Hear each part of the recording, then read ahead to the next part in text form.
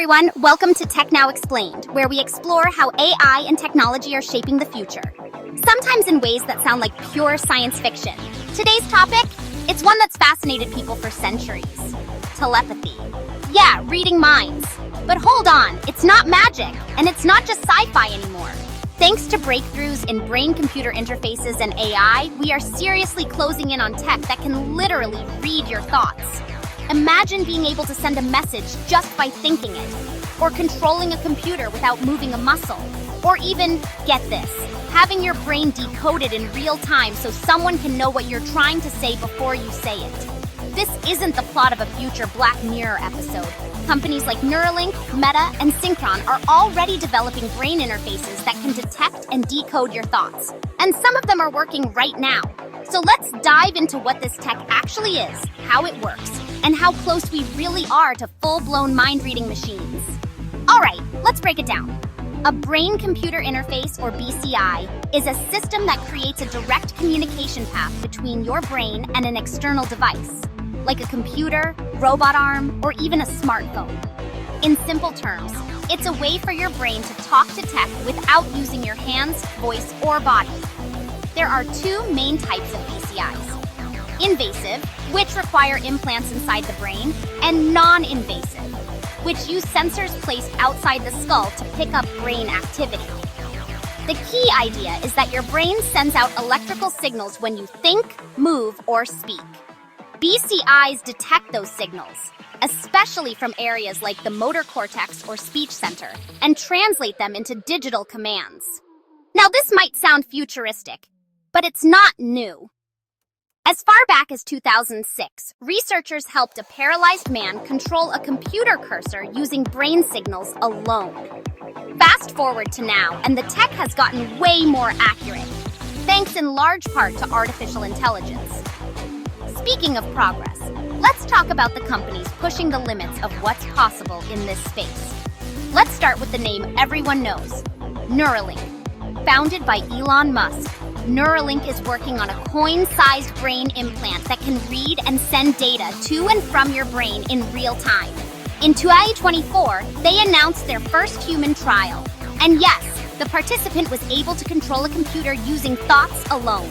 The device includes over 1,000 microscopic electrodes, and it's designed to be implanted by a surgical robot. But they're not alone. Synchron, an American-Australian company, is working on a less invasive version that's inserted through blood vessels in the brain. No open skull surgery needed. In trials, users with paralysis have successfully sent texts and browsed the web using just their thoughts. Then there's Meta, which is exploring a completely different angle. Wrist-based interfaces that detect neural activity from the arm. These aren't implants, they use electromyography to capture nerve signals as they travel from your brain to your hand. The goal? A wearable device that lets you type or control a VR environment with just a twitch, or even no movement at all. It's a competitive field, but AI is the key that's making these systems smarter, faster, and way more accurate. Let's unpack how. Here's where things get super interesting. Decoding thoughts isn't just about reading brainwaves. It's about understanding them. This is where artificial intelligence steps in. AI algorithms are trained to recognize patterns in neural data and match them to specific intentions. For example, if you think about moving your hand, an AI can be trained to detect that exact signal and translate it into a digital action, like clicking a mouse. A recent 2023 study published in Nature Neuroscience showcased an AI that could reconstruct entire sentences just from brain activity in the language processing regions. That's right, it listened to someone's brain signals and figured out what they were trying to say. In other cases, AI is helping nonverbal patients speak again.